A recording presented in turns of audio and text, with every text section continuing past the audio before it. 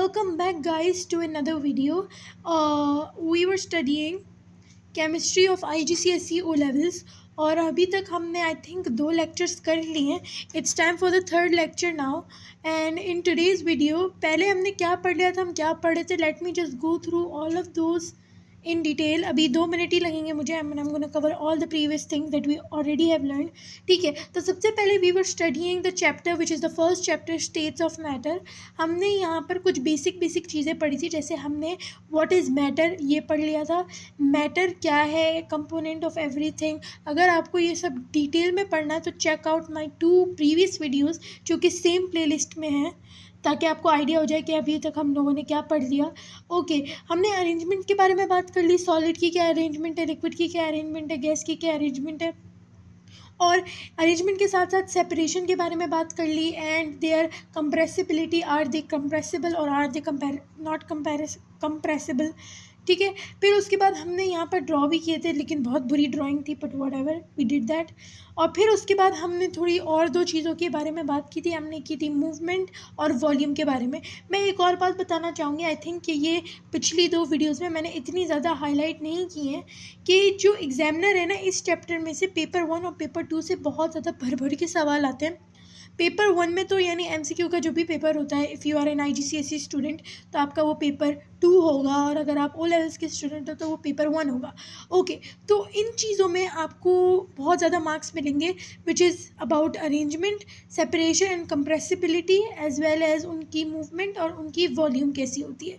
ये 5 चीज़ें हैं, ये आपको अच्छे से रटना होगा, या वरना मैंने तो इतने अच्छे से समझाया है कि you don't really need to रट्टाफाई एनीथिंग. ठीक है, तो मैंने ये पढ़ा दिया है आप लोगों को सब. अब हम डिस्कस करेंगे heating and cooling curve. So आज की वीडियो में we will only be studying heating curve, and in the next video इंशाल्लाह I will be making it of cooling curve. फिर उसके बाद हम स्टेट्स इंटरचेंज के बारे में पढ़ेंगे, और जितनी चीज़ें रह गई हैं वो पढ़ेंगे. ठीक है, तो सबसे पहले आज का जो हमारा टॉपिक है वीडियो का वो है heating curve. Let me write it down like this: heating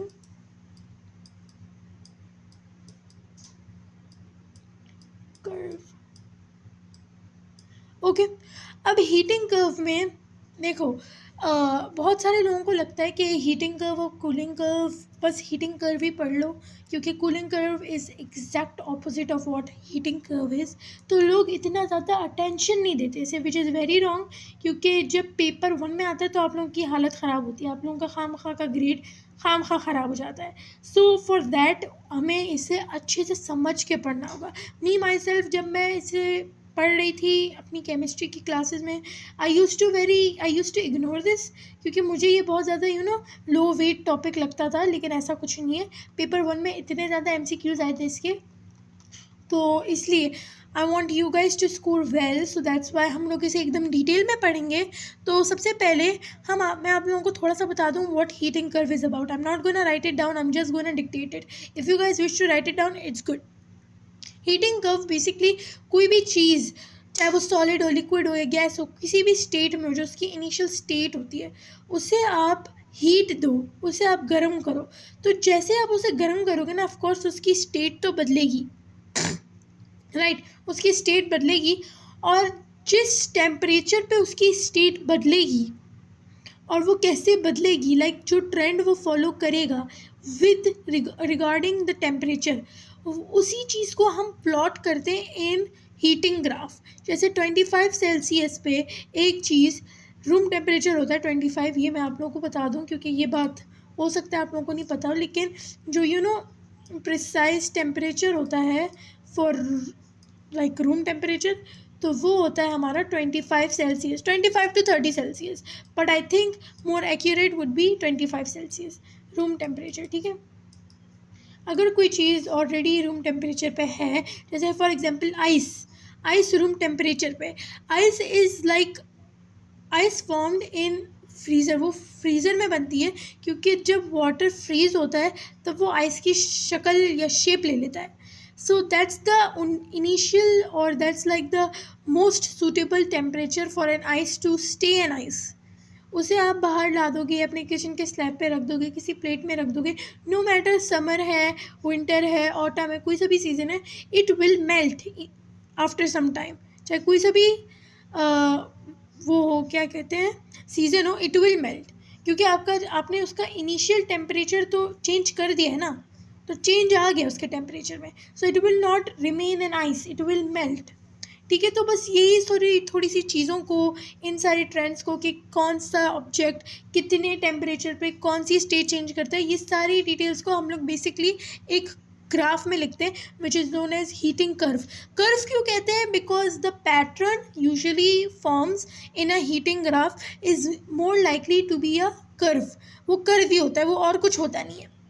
ठीक है, अभी मैं आप लोगों को फॉर एग्जांपल बना के भी दिखा देती हूँ। Wait, let me show you. उसके लिए ना मुझे अच्छे से शेप्स वेप्स बनाने होंगे। मैं इसे कैसे करूँ? वेट, अच्छे से let me insert the shapes.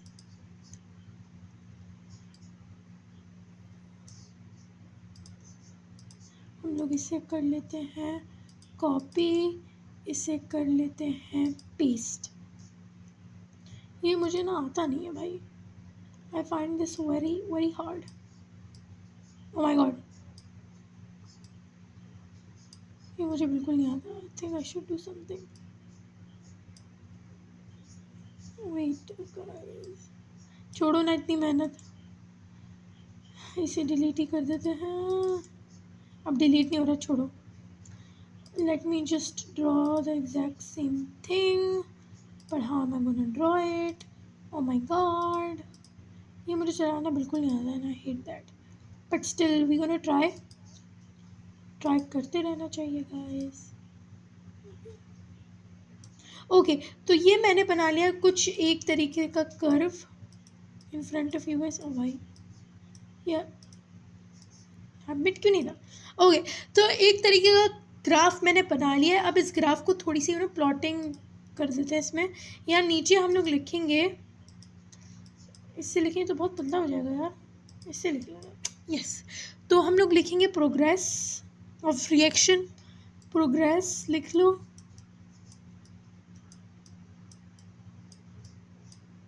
Progress या टाइम, आप ये दो चीज़ें लिख सकते हो।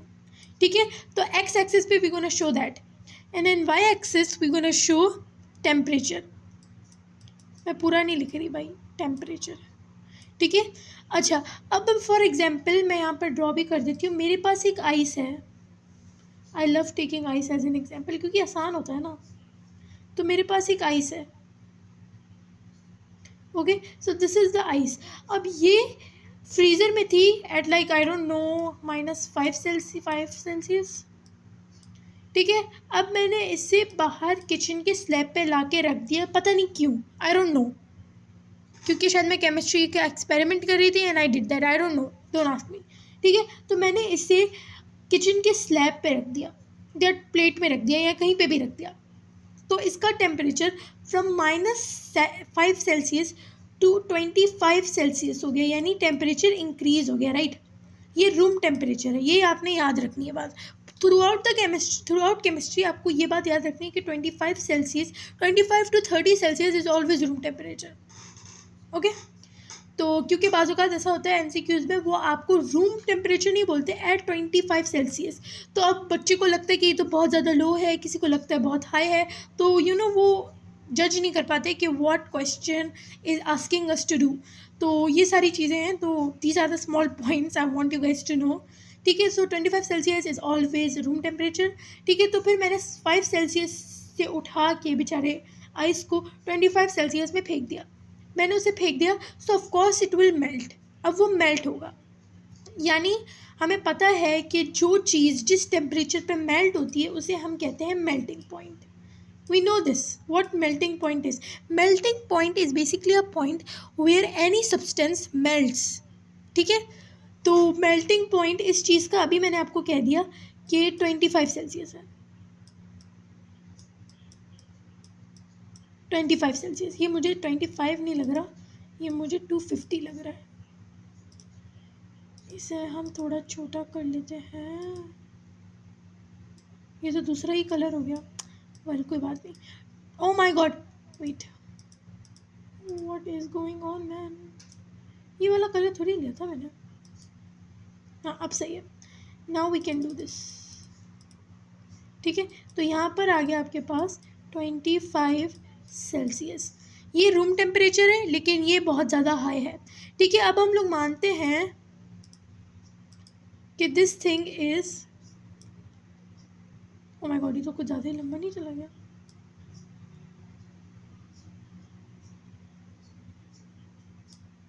ठीक है, तो 25 सेल्सियस पे ये मेल्ट हुआ। मेल्ट होने के बाद what happen at approximately I think 100 Celsius ये बॉयल होगा, और should I say that, okay let's do this again. At 25 Celsius ये टेम्परेचर मेल्ट नहीं होगा, ये इसका इनिशियल टेम्परेचर था। ठीक है, क्योंकि it was initially at not in the freezer, freezer में नहीं था ये इनिशियली था, क्योंकि आपने मेल्ट इसे तब से किया है जब से ये रूम टेम्परेचर पे आया। So room temperature 25 Celsius is the initial temperature. I am really sorry for the confusion, but 25 Celsius is the initial temperature. ठीक है, now the melting point should be 100 Celsius, या चलो 150 सेल्सियस कर लेते हैं। ठीक है, this should be the boiling point, melting point sorry. और जो बॉइलिंग पॉइंट है वो इससे भी ज़्यादा हाई होना चाहिए, वो होना चाहिए 210 सेल्सियस। ये कोई एक पैटर्न में से मैं नहीं वैल्यूज़ पुट करी, जस्ट पुटिंग देम नॉर्मली। ठीक है, अब होता क्या है कि हाँ ठीक है, इतनी बात आपको समझ आई। अब हम लोग क्या करते हैं, ये जो आइस थी इसका टेम्परेचर थोड़ा बढ़ाते हैं। 25 से हमने इसका टेम्परेचर बढ़ाया, हम लोगों ने इसका टेम्परेचर बढ़ाया। ठीक है, ऑलमोस्ट 150 सेल्सियस तक हमने इसका टेम्परेचर बढ़ाया। अब 150 सेल्सियस पे ये आके ना हॉरिजॉन्टल हो गई। क्या हो गई? हॉरिजॉन्टल। कैसे हुई? Late me show you. ऐसे हॉरिजॉन्टल हो गई। ठीक है, अब हॉरिजॉन्टल क्यों हुई मैं यहाँ आपको रीज़न भी बता देती हूँ कि ये हॉरिजॉन्टल क्यों हुई। ये हॉरिजॉन्टल इसलिए हुई क्योंकि देखो पहले क्या थी, जो ऑब्जेक्ट थी उसका जो इनिशियल टेम्परेचर था, आइस का जो इनिशियल टेम्परेचर था वो था 25 सेल्सियस। हीट दी हमने, हीट उसने एब्जॉर्व की, उसके जो पार्टिकल्स थे सॉलिड के उन्होंने हीट एब्जॉर्व की। एब्जॉर्व करने के बाद they started moving, they started vibrating. Vibrate होने के बाद जैसे ही उन्होंने हीट अपने अंदर एब्जॉर्व की तो उन्होंने काइनेटिक एनर्जी गेन की, जिसकी वजह से उनके जो पार्टिकल्स हैं वो इधर उधर होने लगे। दे स्टार्टेड मूविंग, वो मूव करने लगे, दे स्टार्टेड मूविंग एवरीवेयर। तो आहिस्ता आहिस्ता जो सॉलिड की एक फिक्स क्यूबॉइड या जो सी भी आइस थी आपकी, उसकी जो शेप थी वो आहिस्ता आहिस्ता टूटने लगी, इन सेंस कि वो मेल्ट होने लगी। ठीक है, वो मेल्ट होते ही होते तो अब वो उसकी एक फिक्स शेप नहीं, एक अनफिक्स्ड शेप हो गई उसकी। और वो कैसे हुई? क्योंकि अभी मैंने बताया कि पार्टिकल्स मूव करने लगे। आफ्टर दैट वो लिक्विड बन गई। तो अब जब 150 सेल्सियस क्या था, ये था अपना मेल्टिंग पॉइंट। मेल्टिंग पॉइंट पे जब कोई भी चीज़ का टेम्परेचर पहुंच जाता है तब जो कर्व होता है वो कांस्टेंट हो जाता है। क्यों? अब सारे एटम, सारे particles are absorbing those energy and just changing themself into liquid atoms. अभी यहाँ पर जितनी आपने हीट एनर्जी देनी थी, यहाँ पर आपने जितनी हीट एनर्जी देनी थी आपने दे दी। नाउ अब उनका काम रह गया कि जितनी हीट एनर्जी आपके पास है उसे वो एब्जॉर्व करेंगे, एब्जॉर्व करने के बाद अपने आप को लिक्विड में बनाएंगे। ठीक है, so it's constant because the atoms are absorbing the energy और उनकी काइनेटिक एनर्जी गेन कर रहे हैं वो। Once they are gaining their kinetic energy they are moving in random direction. ठीक है, तो इसलिए ये कांस्टेंट हो गई। मुझे भी पहले समझ नहीं आता था कि ये कांस्टेंट क्यों हुई है, but then I got to know क्योंकि अगेन पार्टिकल्स मूव कर रहे हैं। वापस से बता रही हूँ, पार्टिकल्स मूव करने लगे। मूव करने के बाद वो इधर उधर होंगे, इधर उधर होने के बाद उनकी जो एक फिक्स शेप है ऑफकोर्स वो तो चली जाएगी। फिक्स शेप जाने के बाद क्या होगा, वो लिक्विड बन जाएंगे। तो इस जो ब्लैक लाइन मैंने बनाई है, जो हॉरिजॉन्टल लाइन है, ये मैं बताना क्या चाह रही हूँ आप लोगों को कि ये जो मूवमेंट है वो ख़त्म हो गई है। अब पार्टिकल्स एकदम रिलैक्स सुकून में उन्होंने स्टेट चेंज कर लिया। ठीक है, ये मेल्टिंग पॉइंट तक होगा। After melting point what will happen, we will continue. Melting point के बाद हम लोग टेम्परेचर वापस बढ़ाएंगे, बढ़ाने के बाद बढ़ाते बढ़ाते बढ़ाते बढ़ाते ये वापस टेम्परेचर बढ़ेगा, तो अब कर्व भी आएगा, क्योंकि अब लिक्विड बन चुका है अपना हमारा सब्सटेंस। जो आइस था पहले उसमें हीट दी, हीट देने के बाद उसके पार्टिकल्स मूव किए, मूव करने के बाद उनकी जो कोलिजन थी वो रैंडम हुई, रैंडम होने के बाद व्हाट हैपन, उनकी जो फिक्स थी, उनकी जो फिक्स शेप थी वो फिक्स नहीं हुई, वो डिस्टॉर्टेड हो गई। कैसे हुई? क्योंकि वो लिक्विड बन गए। लिक्विड मैंने बन गए तो मैंने इसे हॉरिजॉन्टल लाइन से दिखाया। मेल्टिंग पॉइंट वाले पॉइंट पे ये लोग हॉरिजॉन्टल बने, हॉरिजॉन्टल के बाद we still kept applying the temperature. फिर उसके बाद टेम्परेचर इंक्रीज हुआ तो कर्व भी दिखा, क्योंकि अब वो लिक्विड बन चुका है, फुल्ली लिक्विड बन चुका है, ठीक है। फिर उसके बाद वापस से horizontal, why with the same phenomena. यहाँ पर हम लोगों ने लिक्विड को इतना ज़्यादा हीट दिया, इतना ज़्यादा हीट दिया कि उसके पार्टिकल्स ने और हीट एनर्जी एब्जॉर्ब की, काइनेटिक एनर्जी इंक्रीज हुई उनकी, एंड देन अगेन वो इधर उधर घूमने लगे। उनकी वापस से जो शेप थी वो तो पहले से फिक्स नहीं थी, अब वो और ही डिस्टॉर्टेड हो गई और वो इधर उधर घूमने लगे। And at this portion, this black portion, they are now becoming from liquid to gas. अब मैं इसे और इंक्रीज करूँगी तो वो अब पूरा का पूरा गैस बन गए। यहाँ वो लोग पूरा का पूरा गैस बन गए। यहाँ पर क्या हुआ? Above the boiling point we don't have to know. बस आपका सिलेबस यही आपसे मांगता है कि you should know what happens at melting point, at boiling points, then you don't have to know anything. इसके अलावा you don't have to know anything, ठीक है। तो मैं अब यहाँ पर लेबल भी कर दूँ चीज़ें कि क्या क्या हो रहा है। दूसरे कलर से करते हैं, let's do with green colour. I don't like green colour, पर लेट्स डू इट। हाँ, तो यहाँ पर 25 सेल्सियस में क्या था? इट वॉज सॉलिड, सॉलिड थे। इसके पार्टिकल्स कैसे थे? इसके पार्टिकल्स बहुत ज़्यादा आपस में चिपके हुए थे, राइट। वो चिपके हुए थे, चिपकने के बाद the only movement they could do is vibration.